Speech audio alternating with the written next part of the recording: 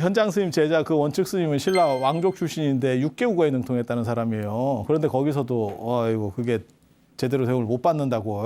그래서 비주류가 돼가지고 뭐 이렇게 하는 뭐 그런 스토리들 제가 나중에 얘기해 드릴게. 그건 또 얘기를 해야 되는 부분이라서.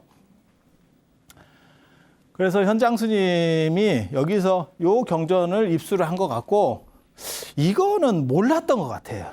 그러니까 이때까지만 해도 이 지장경은 호탄에서도 성립이 다 안 돼 있었던 것 같아. 예, 그리고 지장경이 나중에 실천한다가 번역을 했는지 어쩐지 정확하게 모르겠고 실천한다 때 일부 자료들이 들어와요. 들어왔던 거는 100% 맞습니다. 당신이 그걸 어떻게 하느냐. 저 시절부터 저 실천한다가 활동하던 저 시절부터 약간 기록이라든지 유물적인데 지장보살이 사후세계랑 관련돼서 자꾸 나오기 시작합니다. 그 얘기는 뭔가 충격을 던진 지장보살 신앙에 변화를 줬었던 무언가가 있었다는 거예요. 근데 그것이 하나의 완비된 경전은 아니고 중국식으로 그게 이제 좀 닦이면서 나중에 지장경으로 완성되는 것 같아. 예, 중국 버전으로 완료되는 것 같아요. 그렇게 해서 저 호탄이라고 하는 데가 아무튼 두 가지가 중요하다더라.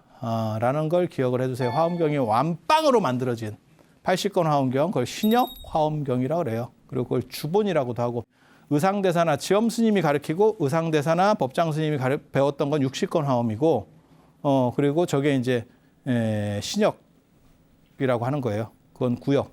그건 불타발타라라고 하는 분이 번역을 했었던 경전이고 그래서 그건 60권짜리고 이건 80권짜리고 그래서 이걸 주본이라고 하는 이유는 측천무 시절에 번역이 돼서 이제 측천무가 당나라를 끊고 주나라를 세워요. 그래서 그걸 이제 주나라 시대 때 번역이다 그래서 주본 뭐 이렇게 좀 복잡합니다. 뭐 그러려니 하세요. 그러려니 하세요. 그래서 호탄이라고 하는 데가 굉장히 중요한 실크로드의 거점이었고 서영남루의 최고 거점 도시가 호탄이었고 저기서 지장보살 신앙이 완성됐다더라. 그리고 저기에 두 가지 층위가 있었을 거다라고 저는 판단을 하는 거예요. 하나는 현세 지장신앙, 그 다음에 사후 지장신앙.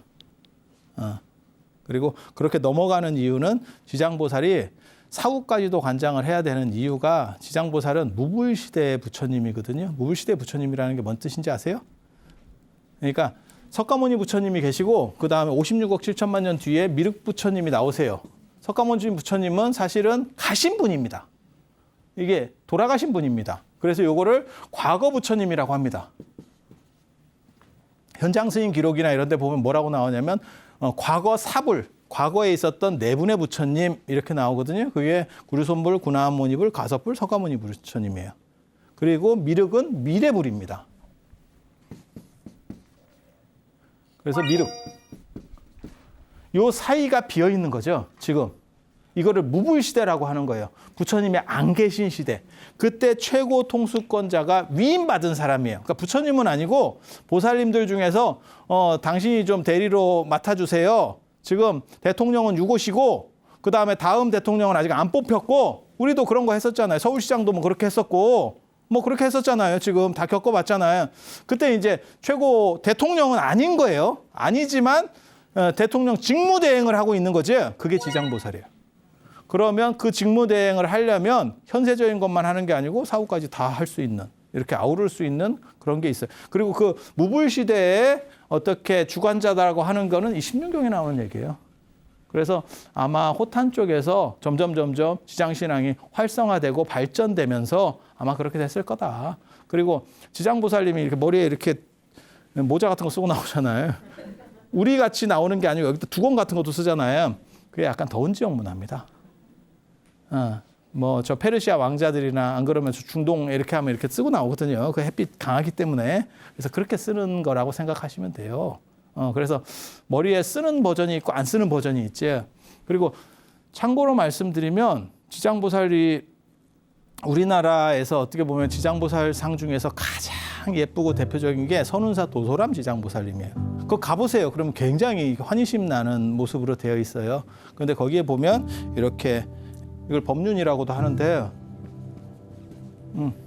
키 이렇게 배 이렇게 이거 같이 생긴 거를 이렇게 들고 계시거든요. 그게 원래는 보통 일반적으로 한국 불교 안에서의 도상에서는 저거는 치성각열애가 들고 있어요. 치성각열애가 칠성각에 있는 치성각열애가 들고 있는데 그 지장보살님만 보통은 이제 여의주를 들고 있거든요. 여의주, 명주, 보주 이렇게 얘기하는데 그 여의주가입니다. 그런데 그걸 들고 계시는 게 일반적인데 이렇게 저런 법륜 같은 걸 들고 계세요. 그게 십륜경에 입각한 도상이다. 라고 우리 같은 사람이 말합니다. 십륜경이 10가지 이렇게 하는 게 있어요. 그래서 십륜경이거든요. 그래서 그 영향이 잔존하기 때문에 저런 도상이 남아있다. 지장경이라든지 안 그러면 나중에 환원기라고 하는 글이 있는데 그런 거하고 막 섞여서 들어가면 그때 이제 보주 들고 석장 들고 여러분이 아시는 그런 계통의 지장보살이 나와요. 그래서 이 디자인도 약간 다릅니다. 약간 변화들이 있습니다. 그래서 그런 게 존재한다더라. 라는 정도를 기본적으로 아시고 그게 호탄이었다더라. 그리고 여기 이제 화엄경 얘기를 하는 이유는 그 당시에는 이제 낙양으로 들어오는 게 낙양이 잘 나갈 때입니다. 저 때는 또. 중국에서 왜 장안을 수도로 놓고 자꾸 낙양을 하냐면 낙양까지가 운하가 들어와요. 강남 운하가 낙양으로 들어옵니다. 장안으로는 못 들어옵니다. 그래서 낙양 쪽으로 나중에 이제 상당 부분이 넘어가게 되는데 그래서 낙양의 불수기사, 불수기사가 아니고 불수기사. 그 불수기사에서 저 화엄경을 번역하고 이런 얘기들을 해놓는 이유는 뭐냐면 현장 스님 이제 돌아가시고 나면 다음에 이제 화엄종 얘기를 할 거니까 이걸 보고 밑밥을 깐다라고 하는 겁니다. 일단 깔아놓고 그래서 법장 스님도 여기에 참석했다더라. 현수 법장 스님도 참석했다더라. 그런 정도까지 딱 하고 그다음에 현장 스님이 가지고 온 645년 1월에 이제 장안으로 도착을 하십니다. 당체종이 뭐라고 얘기했냐면 주작대로로 모셔라. 그 유명한 얘기예요. 주작대로로 모셔라. 현장 주작대로로 모셔라. 그러면 당체종이 직접 가서 맞이했느냐? 아니, 그건 아니고. 왜 당신은 안 갔느냐? 당신은 고구려 정벌 때문에 낙양에 있었어요. 서쪽인 낙양에 있었어. 중국에서 장안은 동쪽에 있고, 장안은 서쪽에 있고, 낙양은 동쪽에 있거든요. 고구려 쪽에 있거든요. 그래서 그거 짜느라고 당태종은 낙양에 있었어요. 그런데 현장 스님을 얼마나 귀하게 모셨냐면 주작대로로 모시고 지금으로 말하면 낙양 시장을 보내. 그래서 현장 스님을 맞이해라. 내가 갈 수는 없지만 네가 대신 가서 해라. 그 낙양 시장 입장에서는 귀찮지. 지금도 가보면 낙양하고 서안하고 그렇게 먼 거리는 아니에요. 근데 지금은 기차나 이런 것들이 발전해서 그렇고 예전 같으면 뭐 상당한 거리인 거는 맞아요. 그러니까 지금 개념으로 하면 우리식으로 말하면 어느 정도나 된다고 해야 되나? 기차 타고 한 2시간 가면 되는데 그런 정도? 그래서 그러니까 가깝지는 않지만 중국 전체 영토에서 보면 그렇게 크지는 않습니다. 그렇게 대단한 정도는 아니에요. 그래서 주작대로로 모셨다고 하는 거는 북한으로 말하면 김일성 전용도로로 모시는 거예요. 지금 최고 예우를 하는 거예요. 국빈 대우로 가는 거예요. 잘못했다고 편지 쓴 사람한테 국빈 대우를 해준다니까요. 그렇게 해서 현장 스님이 돌아올 때 그걸 보려고 장안의 사람들이 대박이 났다잖아요. 야, 저 뭐 대단한 양반이 온다더라. 뭐 이래가지고 뭐 이렇게 했다는. 그렇게 해서 현장 스님을 나중에 만나기는 만납니다. 그게 장안의 옥화궁이라고 장안 북쪽으로 한 100km 가면 있어요. 당태종이 피서하는 데가 있어. 그래서 궁이에요. 옥화궁.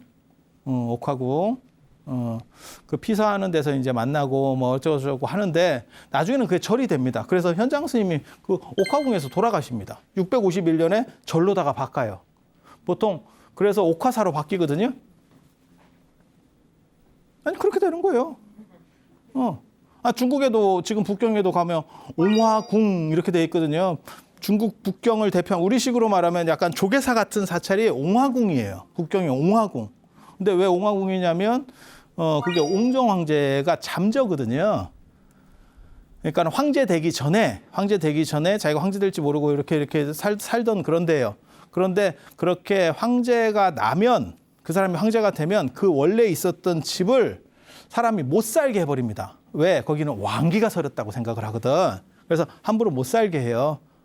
그렇게 해서 그걸 절로 만들지. 사람이 살 수는 없고, 우리도 마찬가지죠. 저 강화도령 철종 뭐 이런 사람들 거기 궁으로다가 바꿔버렸잖아요. 다 그렇게 가는 거예요. 원래.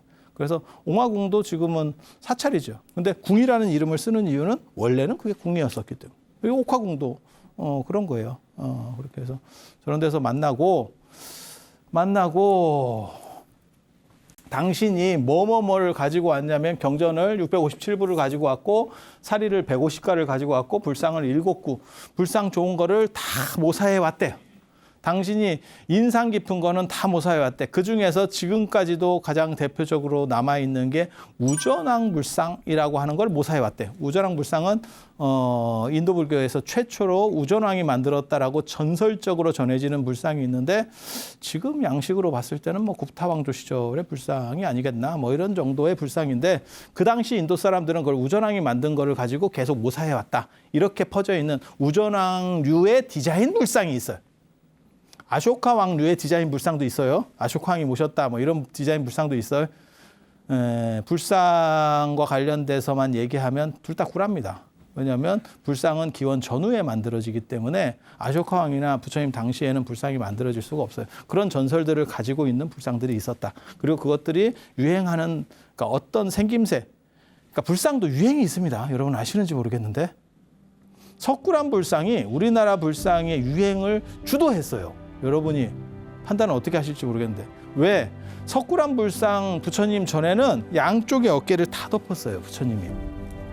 대부분 그런 쪽이 더 많았었어요. 근데 석굴암 부처님부터 오른쪽 어깨를 까고 더운 지역 이게 유풍이에요. 더우니까 까는 거거든요. 근데 그게 사람들이 그걸 굉장히 그 당시 사람들이 선호했던 거예요. 그래서 사람들이 그런 방식의 불상들이 유행하면서 지금도 이렇게 어깨를 드러낸 이걸 편단우견이라고 합니다. 양쪽을 다 덮은 걸 통견이라 그래요. 중국 사람들은 처음에 불상이 들어왔을 때 이렇게 한쪽 어깨를 나타내는 거를 드러내는 거를 볼 수가 없었어요. 왜? 어디 살을 드러낸단 말이야. 이렇게 생각을 했던 거예요. 그래서 중국 부처님은 아침 저녁으로는 양쪽 어깨를 다 덮고 추우니까 인도도 일교차가 있거든요. 그러니까 춥다라는 게 우리나라 추운 그런 추위가 아니고 아침 저녁은 약간 쌀쌀할 수 있고 느끼기에 물론 우리 같은 사람이 갔을 때는 쌀쌀하지도 않습니다. 근데 인도 사람이 느끼기에 낮에는 덥고 이런 거예요.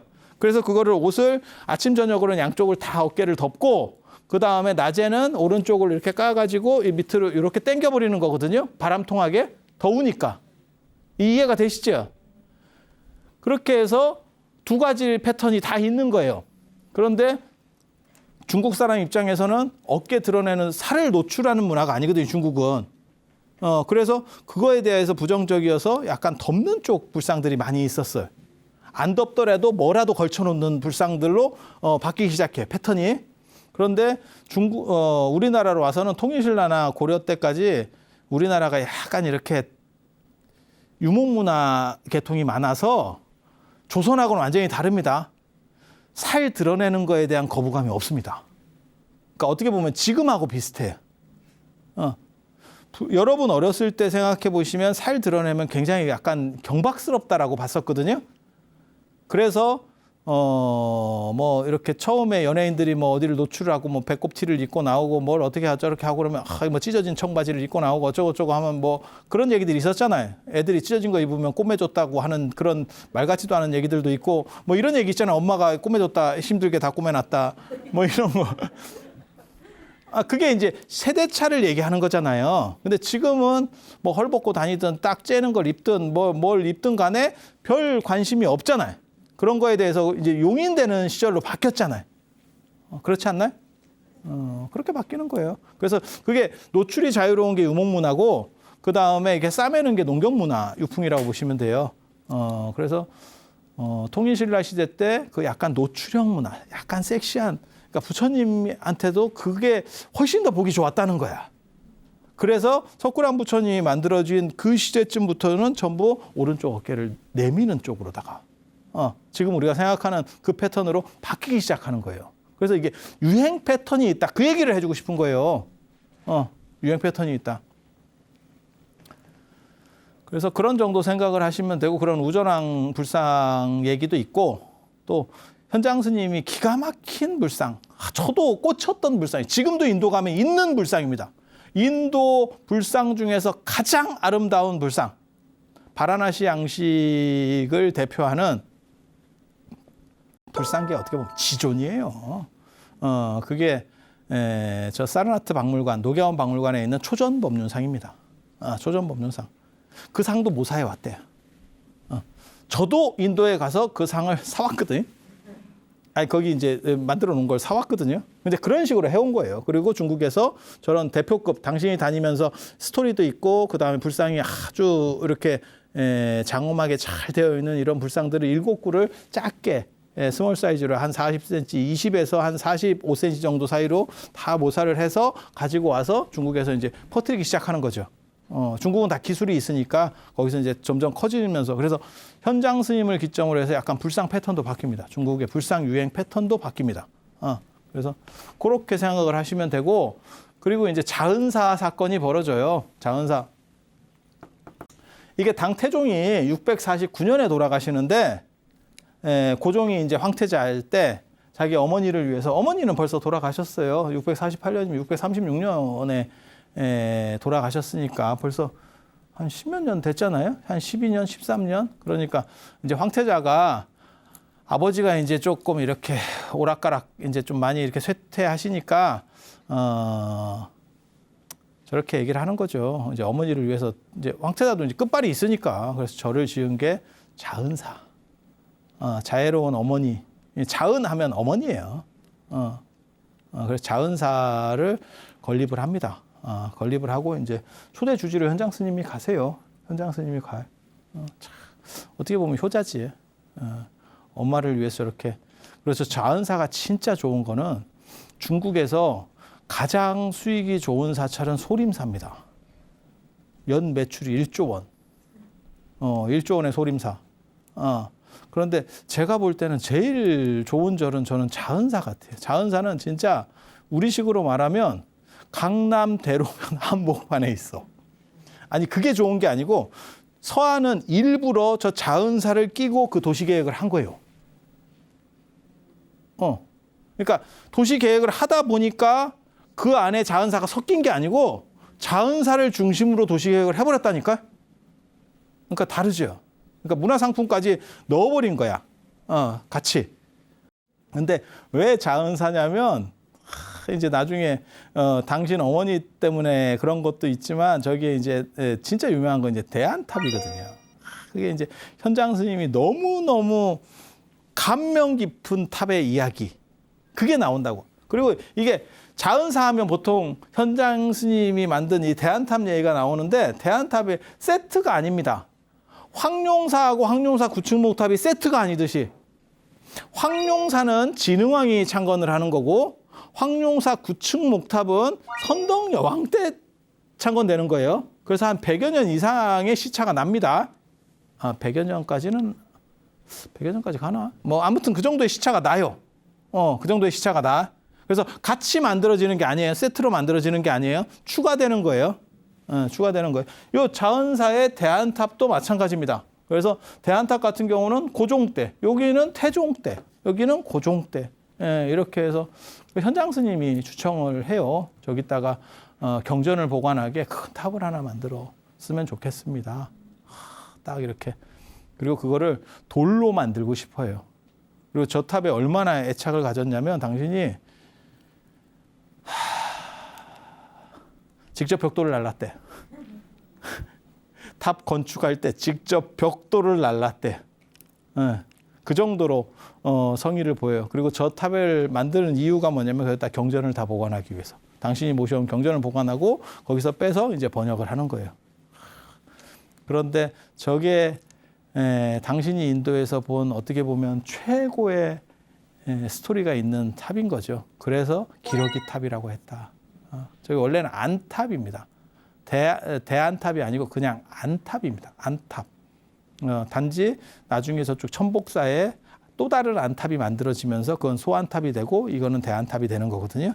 소대. 그러니까 우리도 한반에 같은 이름 있는 사람 둘이 있으면 소대로 예전에 불렀던 것 같이 이렇게 부르는 것 때문에 저런 거고, 저 안탑에 얽힌 이야기는 제가 다음 시간에 또 짧게 해드릴 수 있도록 그렇게 하겠습니다. 현장 스님이 빨리 돌아가셔야 중국 불교 얘기가 제대로 될 건데 현장 스님 생각보다 오래 사셨습니다. 저 당시 기준으로 하면 62, 63세 저렇게 사셨기 때문에 환갑 넘기가 저희 어려운 시절이에요. 그리고 현장 스님 연대기가 약간씩 한 2년 정도 이렇게 오락가락 하거든요. 그래서 64, 65세를 사셨다 뭐 이런 것도 가능해요. 그래서 그러다 보니까 예의가 많아요. 그래서 오늘은 이상하고 다음 시간에 현장 스님을 보내드릴 수 있도록 그렇게 하도록 하겠습니다. 자, 들어주셔서 감사합니다.